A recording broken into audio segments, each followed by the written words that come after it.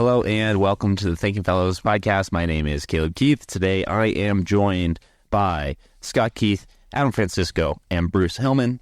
The Thinking Fellows is part of the 1517 podcast network of shows. You can go to 1517.org/podcast to see all 19 podcasts that we have there, including some new ones like Preaching the Text and Tough Texts. Whoa. A lot of textual podcasts there, just to make sure that Thank You Fellows, we just did an episode on doctrine. Thank You Fellows exists because Christianity is a doctrinal religion, but our other shows exist because we read the Bible. So you can go to Tough Texts, Preaching the Text, 30 minutes in the New Testament, 40 minutes in the Old Testament.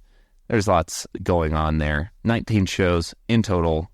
Go and check them out. If you're listening to Thinking Fellows, you'll probably enjoy some of the other content that we have there. Today we are still in Bruce's magical list, but Bruce, I found one that we've done before. We've done this countless times before. Yeah. Oh yeah. This is a repeat, but it's a repeat. There's a reason we've done it multiple times, because it's a good repeat, and especially since not every listener is going to go listen to the entire backlog, so it's good to keep things fresh. And today's topic is, what theologians should you read? I actually thought this was a good follow-up from last week's episode, where we sort of asked the question, is Christianity a doctrinal religion, or why is it a doctrinal religion? And one of the results of that is that there are lots of theologians writing lots of books. I was noticing, I was in a used bookstore up in the Pacific Northwest, and you go into the religions section, and Christianity needs its own whole section. And then there's other world religions, and it's half the size. So lots of Christian books out there. You can tell that Caleb went into an actual bookstore for the first time in a long time. We don't have them. We don't have them anywhere. They don't exist in California anymore. They don't have archives down there by... it closed, Adam. Closed. Really? Archives closed, and I'll tell you, the used bookstores in California are all meditative, they're like granola spirituality. That's what bookstores are for. They're for crystals and buying fancy paper. Can I just say, in the tri-state area of the East Coast, the used bookstores are fantastic for good theological books. Probably because people are getting rid of them. But Bruce is every time a old East Coast pastor dies, my library grows in size. True. It's 100% true. An angel gets his wings, and I get new books. Yeah, an angel gets. Oh my. So besides Bruce's expanding, so Bruce, you have an expanding library, and so we need to actually ask the question: what of the books in our libraries are actually worth reading? And all of them.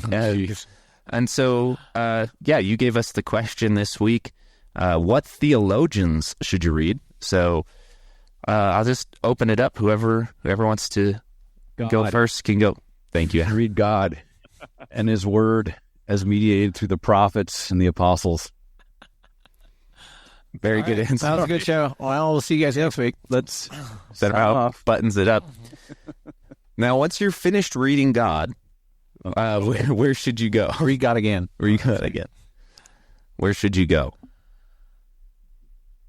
I mean, the nice thing about theology is, if someone's struggling with something or has a question about, something deeper in their faith, Christianity is so well established as an academic discipline as well as a spiritual one that you really can find just about anybody, usually groups of people, who can comment on stuff. And I think, just as a general disclaimer, pretty much any theologian you read, you have to read skeptically, or critically maybe is a better word than skeptically, because you're not going to agree with everything they say, and that's okay. And some you'll agree with way more than with others.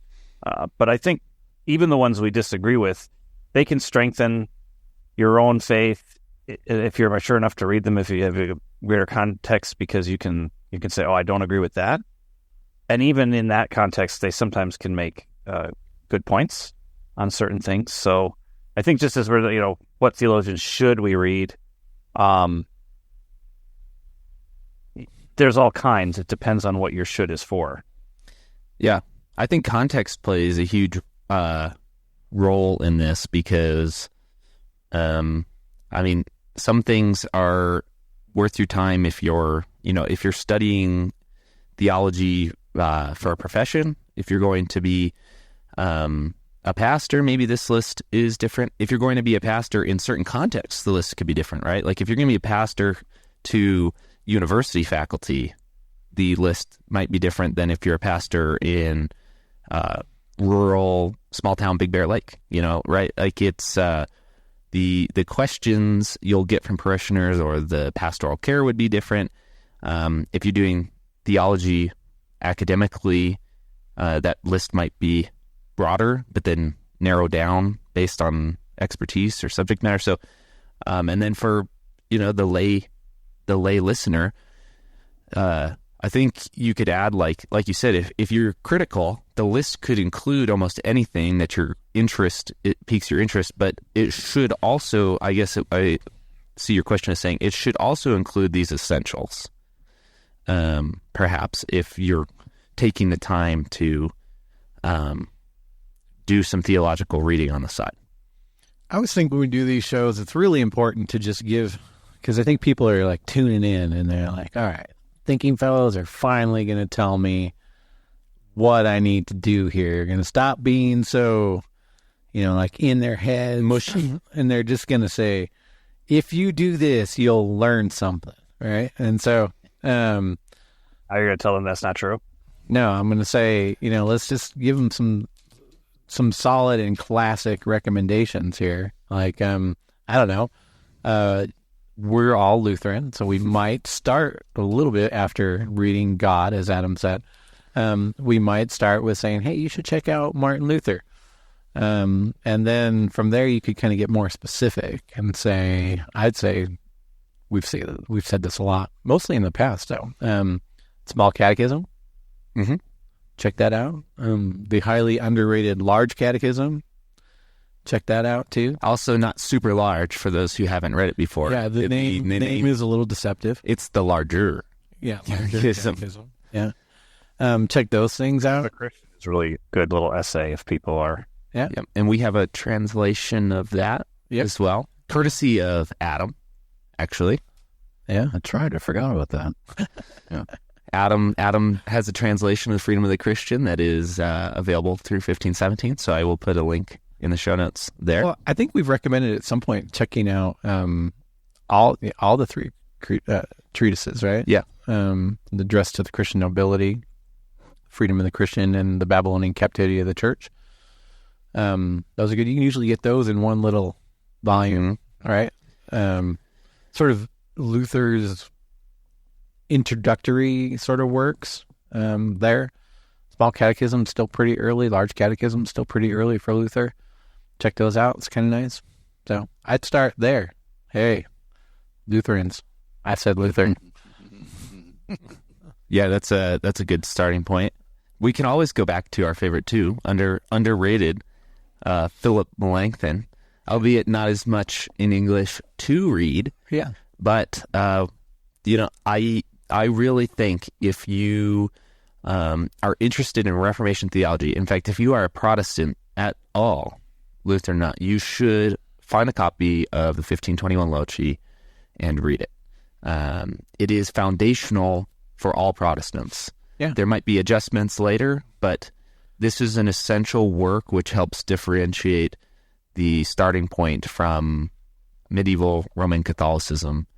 That's why I made it into the Library of Christian Classics, which is one of the places where you can find the 1521 translation. And today, too, I think there are some challenging things for people in Melanchthon that you wouldn't even notice. So classical theism is making a comeback. Scholastic Protestantism is making a comeback.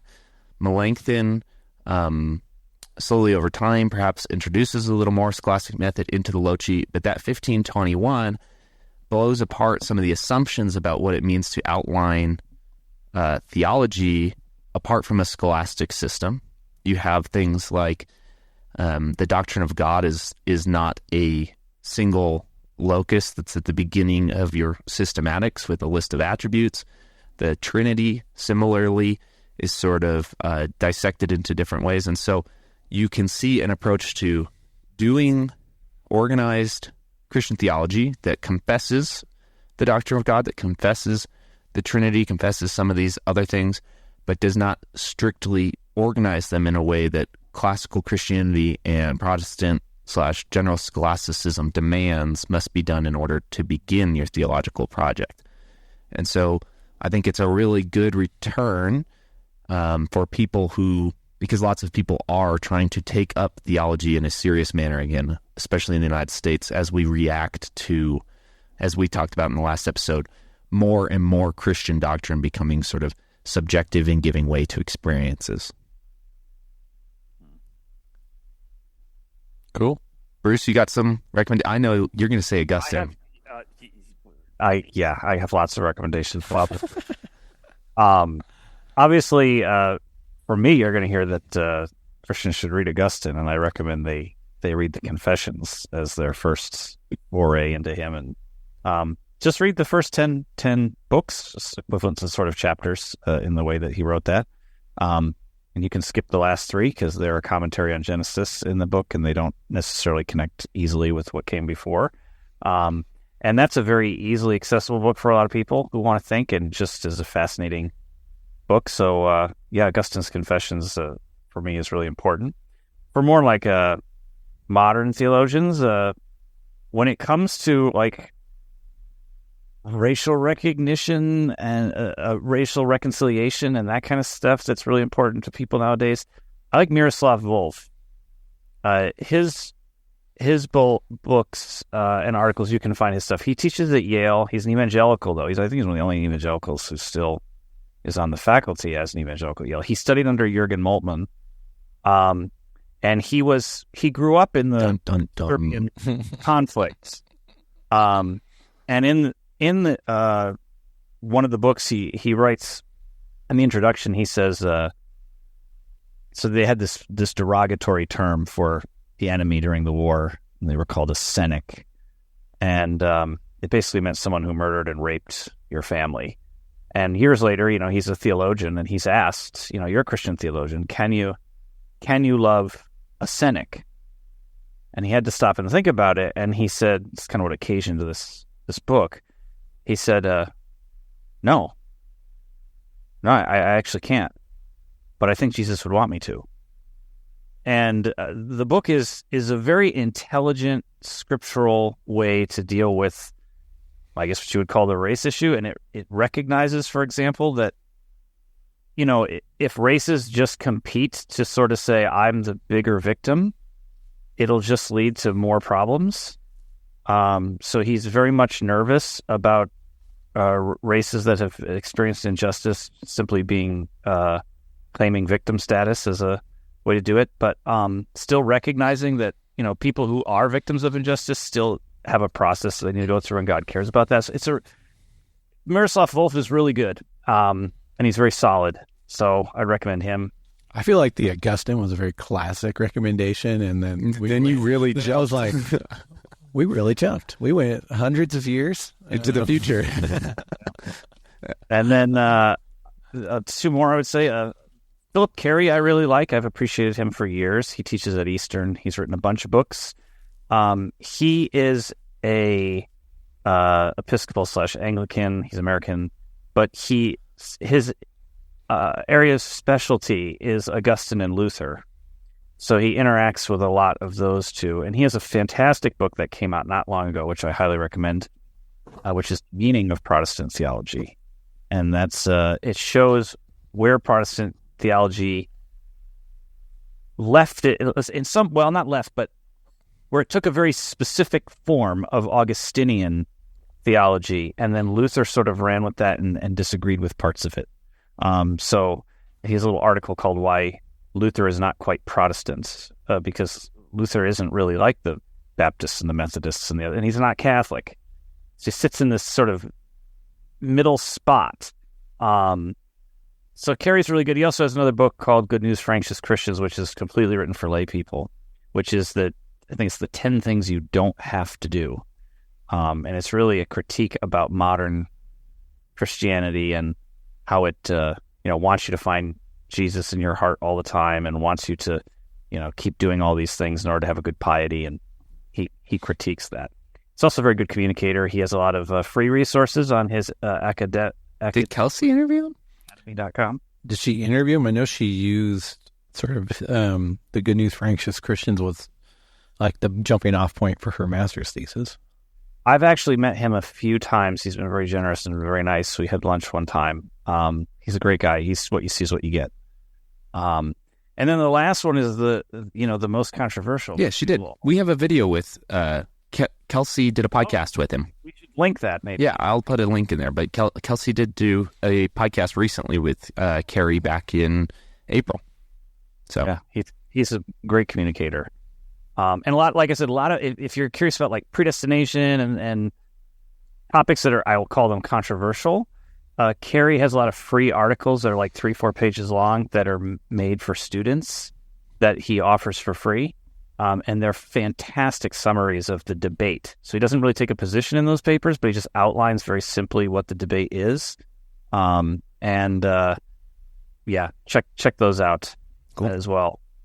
Adam. And then the last one I would recommend, which I said, you will all hate, is Karl Barth. I know. Wah, wah, wah. But I will recommend not that you read the Dogmatics or anything crazy like that. There is a 4-part series that just finished called Barth in Conversation. And this is actually translated for the first time into English. And it is conversations he had with other Christian denominations. And what I like about it is, first of all, it's just him talking, so it's very accessible. And 2, you can see where the disagreements with Barth are very clearly with your whatever group you're coming from. And I just think you can't do modern theology or understand any modern theology without having a understanding of Barth. That's why I recommend him. I am, so my other show I record with Steve Paulson all the time, right? He hates Barth, doesn't he? Oh, and there's a couple names where like you'll just mention them, and you know me, Bruce, as you said, it's not like I'm sitting here like being like, oh, Barth, but you just like even say the name, and I could just like see the face. I could see the face on the Zoom. Well, I was here thinking, I really hope Rod never listens to this episode. Not that I think he does regularly, but let me make clear. Rod did. Well, let me make clear that Rod did assign Barth in his 20th century theology class. Now he did it with a very a grimace, like you're going to hate this. If you don't hate this, you should question yourself. I disagree with Barth on most everything he says, but I do find he's very important for two reasons. One is he does recover modern theology from its crazy German roots by bringing it back about Christ, and he changes the trajectory of modern theology, and all modern theology that follows in many ways has to either agree or disagree with him. That is, they have to take up his conclusions and deal with it, because he does change the course of all of Western theology's trajectory by making it, once again, Christocentric, maybe too Christocentric. That's one of the areas I actually disagree with him. He's not very Trinitarian, and I think that creates a problem. The second thing is I do think his view on predestination, which is the one area where I actually find him compelling and I'm sympathetic to him, is a very biblically sound version predestination. It can lend itself towards universalism, although Barth denied that was what he was trying to do, so there are problems with it. But if you want to have a view of predestination that you can still hold the Lutheran view, for example, but you also just need something else to sort of supplement that, because Luther leaves a lot of room for mystery. Barth won't solve that mystery, but he'll sort of change the way that the view of predestination from being very individualistic to being much more Christocentric and making it very good news again. So that's one of the areas I like about him. But as far as his view of the Word of God, just if you're a listener and you don't know much about him, he has a very, I would say, bad view of the I would say bad. Word of God. Because he thinks that the Word of God only becomes God's Word when it's preached, and in God's sovereignty, God decides that in that preaching in that proclamation, it will become divinely inspired or whatever. He wouldn't even use that word, but that it would become God's word. So meaningful. Shifty character. Yeah. It becomes meaningful. He uses a lot of Christian vocabulary, but doesn't always mean the same thing as we're used to by it. So that's why I recommend, if you are interested in him, read the In Conversation books where you're reading him alongside his critics, and then you can kind of see where the real debates are. Well, Adam, I'm sure we can get a different recommendation from you. Adam's going to go right to Moltmann. Yeah. Oh, boy. Oh, no. Rudolf Bultmann, maybe even. May give you. I don't read much theology anymore. I read more like the prolegomena to it, the apologetic stuff. But let me take a stab at it. I'm going to say Robert Kolb's The Genius of Luther's Theology is outstanding. Yeah, I think you could, add Kolb as like a theologian who, depending on where you want to read, there's very rarely a miss there. Yep. I think that Substantially is a great book. I find that book very boringly written, though. I think he has better books. Well, I mean, you're kind of a boring guy, so what does that maybe mean? it's I think I've recommended him before, and this is more apologetics than it is theology, but Jim Sayers' books. Oh, yeah. All great. Why Should Anyone Believe Anything at All? That's a great book. Great little, and it's a fun read, Bruce. Not boring. Not boring. There are Louis Marcus. We've talked about him before. Yeah. He's got a Apologetics for the 21st Century, but he's also got, Scott, you're the one who turned me on to this, or prompted me to go and order it some time ago. Books like, what the titles, exact titles, I'm not totally sure. It's like From Achilles to Christ. Yeah. And it's like Plato to Christ. It's doing sort of what the Planet Narnia guy says Lewis was doing. Michael Ward says Lewis was doing, with like the connection between sort of the trying to drawing a line between sort of ancient myth and Christ. Yep. Yeah. He has a book on C.S. Lewis or something too, doesn't he? Yes. Yes. Several. I read it last year. I'm trying to find the title. I'm going to also say, and I don't think Rod would be too disappointed here, but I think Alistair McGrath's books on scientific theology and that sort of orbit, I mean, his stuff on Reformation is great, but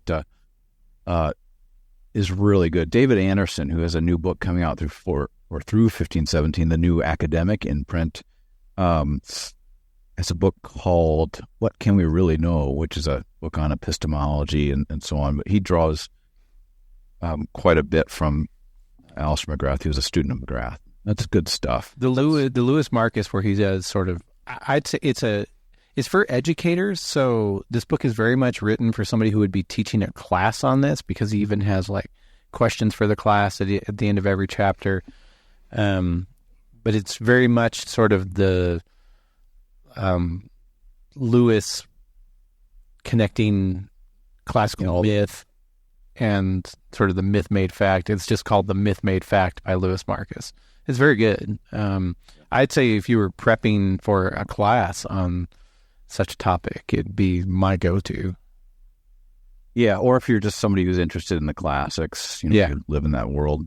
My kids grew up reading the Greek and Roman and some of the Norse classics, and so that world, that sort of approach brings things to life for them. I think taught years ago a course on Lewis at the teaching company, the Great Courses, which was audio only, but I think it's like free or affordable. Marcus, is that what you're talking about? Yeah, he did. Yeah. It's called. It's short and well done. Like I think it's just called like Lewis. Yeah, I'll find it. He's a good presenter on top of being like a good writer. Like he's entertaining to listen to. We obviously the life and writings of C.S. Lewis. It is a great courses. Yeah, but we C.S. Lewis. Anything by C.S. Lewis is a great read. Yeah. And I'm going to say we had that episode on orthodoxy as a term a while ago. I'm going to say G.K. Chesterton's orthodoxy is really good. Chesterton's not the easiest to read. I was going to say it's a slog. It is a bit of a workout, but it's good. Well, compared to like the Everlasting Man, I found it very refreshing. I actually liked Everlasting Man better. Interesting. Oh, I think I'm with Adam on this. I didn't actually end up finishing Everlasting Man because, It was everlasting. yeah. I had to start and stop it several times. Yeah. You know, if I could just, in Bruce's fashion, just keep naming books. Yeah, well, I was going to interrupt you, but go for You it. guys should see Adam on the screen. He's putting his flex on. He's like, he looks like we're getting Hulk Hogan in a wrestling. I have like a pairing, like cheese and wine pairing to go for, which is again, I'm just going to default to we're Lutheran.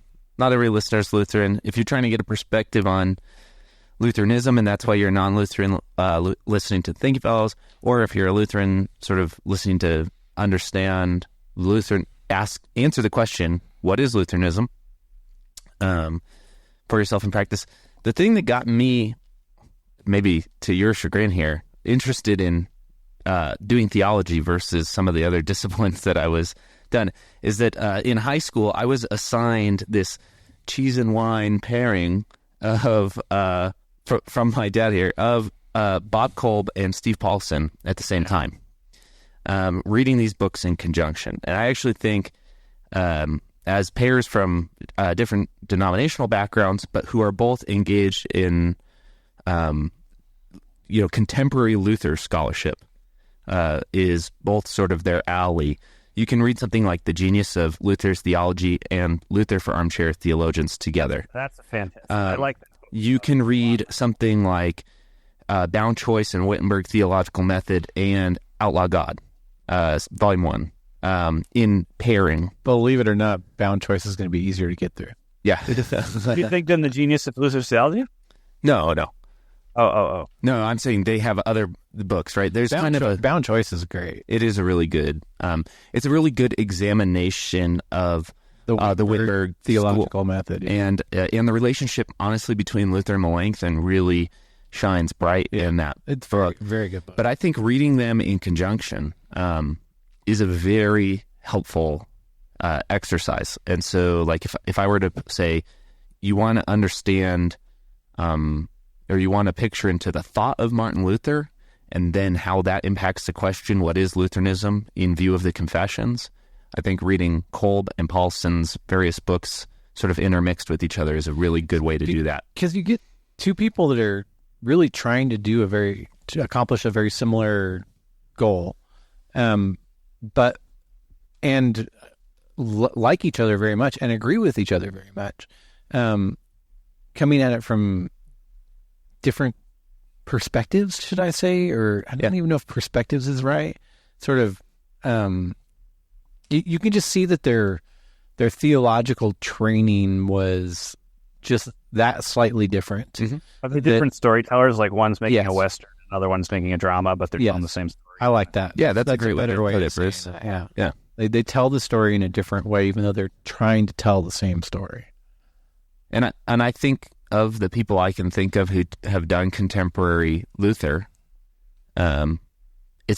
it's good and reliable and uses a really good mixture of the Bible and Luther's commentary on the Bible as well. I think it's fair to say that within sort of 20th and 21st century American Lutheranism, they're two of the names that will be still read in 50 years. Yeah. And 100 years, whatever. I mean, they're the two names. You could throw Ferdy in there too, I'm sure, and I'm sure I'm missing some LCMS theologians. Throw Weingart in there, although I don't agree with Weingart. It's just that they made an impact in the field in a way that is so broad-reaching that it'll be remembered. And both can be read by the average person. Sure, so. Especially, I think sometimes Paulson's a little bit harder. Like, I think Outlaw God's a little bit more difficult, but Lutheran theology isn't. Luther for Armchair Theologians isn't. His one that nobody's even... Well, a podcast exists. A brief introduction to Martin Luther is very good. A podcast exists to help you through Outlaw God. The Outlaw God podcast. It is a great podcast. I think it's a little telling that the book needs a podcast to explain the book, but that's fine. The podcast doesn't explain. It's in dialogue with the book. All right, sorry. I want to throw one more out there. Get the flex on. Whoa. Yeah. Well, Are you going to surprise us with this one or not surprise us? No, it's a real basic book. But again, for me, the truthfulness of all this stuff is what I'm like, is sort of like my little world. Paul Meyer's book used to be called In the Fullness of Time. Now has a new title. It's been updated a bit, called The Genuine Jesus. We'll take you through the life of Jesus, through the travels of Paul, and point out all along all the archaeological and historiographical details that we have that confirm or correspond to the. I think I like the title In the Fullness of Time better. Yeah, I do too. But whatever it is, I mean, it is what it is. And not only is it a good book in terms of content, but extremely easy to read. It's classic Paul Meyer. He's a great storyteller, and great footnotes and so on and so forth. So, That's good. I'm a simpleton though, so I don't, outlaw God would be way above my head these days. I don't think so. I think you'd enjoy it actually, because he engages with a lot of European philosophy thought, ancient philosophy and thought as well. So it's sort of more than just doing doctrine over again.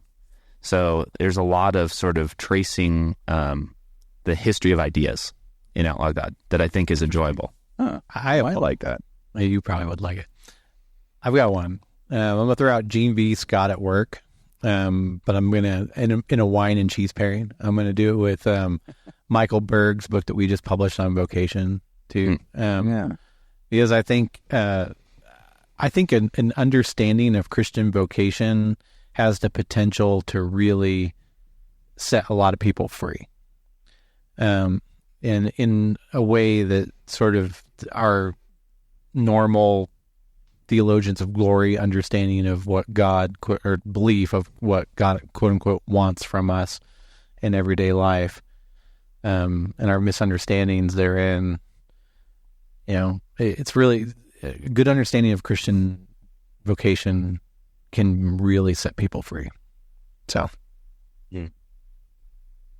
what attracts you guys to, like, when you discover a new theologian? Is it usually through a recommendation of a friend, or because of like a footnote, or you heard about them? Like, do you have a way that tends to? It's almost exclusively for me been recommendations. I mean, the journey, as I said, started in high school with, obviously, you call them recommendations, but assignments from, the person sitting to my right. And then after college, obviously in college things are assigned, but then the best reading is the ones that go beyond that. So recommendations from professors and friends. But yeah, recommendations from friends. I have a group of like 3 or 4 friends who recommend more books than I can keep up with, I would say. I think when I'm actively researching, it's probably footnotes. But in times when I'm not actively researching, it's just hearing what other people are reading and kind of saying, all right. I've been trying to, like I go through waves, like Adam said, I take pauses where I'll be reading less explicitly sort of theological works and maybe more history of ideas, history of the West stuff. Just history. That's me. I just get sucked in. So I do that, and then I'll go back and, some of the most recent recommendations to me have been Zasa and Ellert, Werner Ellert. And I've read both of them recently, and both great, but and maybe it's a style thing, but Ellert's structure of Lutheranism just stood out to me. Like, I just could keep reading it page after page. That doesn't always happen when I open a theological book anymore.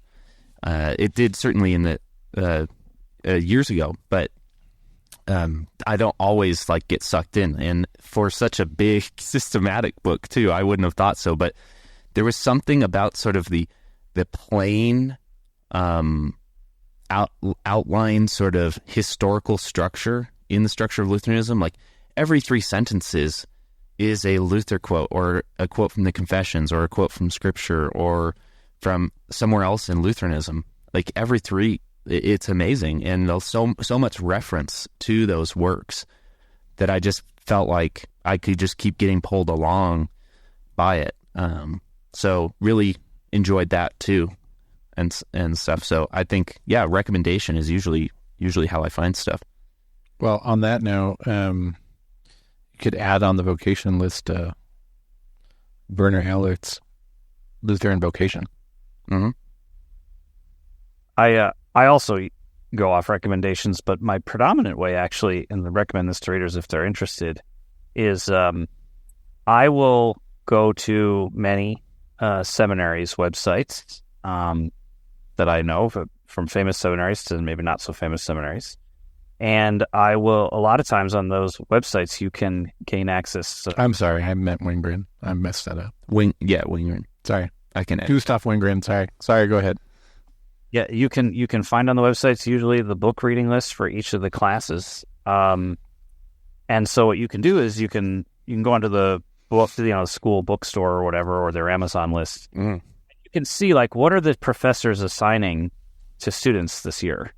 Now, just be careful because you don't know if they're assigning the book because they like it or hate it, because you don't have enough context to know. But at least if you start seeing patterns, and so you go to a class that you're interested in, you find equivalent classes in that area in other seminaries, and you start seeing the same newer books appearing, you go, okay, this is an important book. Multiple professors are talking about this book. Maybe I need to research this and see if this is a book I want to read.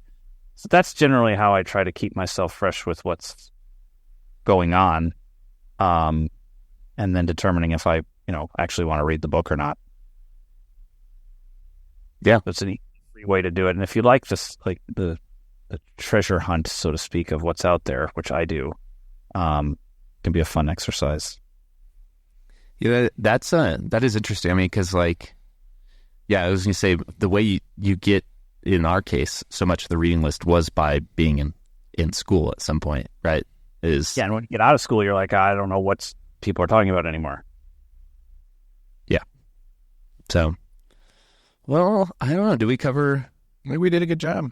We cover our bases here. I mean, again, each other on our backs. Yeah. I would, there's always this caveat that some of the books we recommended are not for everybody. I mean, I think we recommended some 800-page books in here, so, take it with a grain of salt. But I'm going to do my best in editing here to compile the list of things that were recommended and put it in the show notes. We used to do this on these episodes, have show notes that were 1 million links long. So I'm going to do my best to do that, and I'm if I miss any, people will email me. I guarantee it. But I'm going to try to put it in order as well. So I did mention it by name, so I should if you're going to do that. Miroslav Volf's book is called Exclusion and Embrace, but you can read articles by him too. But fantastic book. It won a ton of awards. It's a little older now. It's probably 15, 20 years old, but still very relevant. Yeah, that's great. Well, awesome, guys. Glad to do this again. Probably revisit the subject in a year and a half again as well, because I think it's slightly different every time. So it's a good episode to revisit. If you enjoyed this episode, if you found some of our recommendations interesting or helpful, if you're going to check out some of the links in the show notes, please also stop by that very first link in the show notes that says support this show. The Think Fellows and all of the podcasts on the 1517 Podcast Network are free to listen to, but they're also, if you're a longtime listener, you've probably noticed this, ad-free. And that's something I like to keep the shows. We have uninterrupted dialogue and conversation on these shows. And if you enjoy that, if that's a part of the shows that makes them enjoyable for you, please consider supporting us financially. You can go to 1517.org/donate-podcasts, or again, follow that top link in the show notes that says support this show. And that helps us keep the shows as is. We will catch you next time. Bye.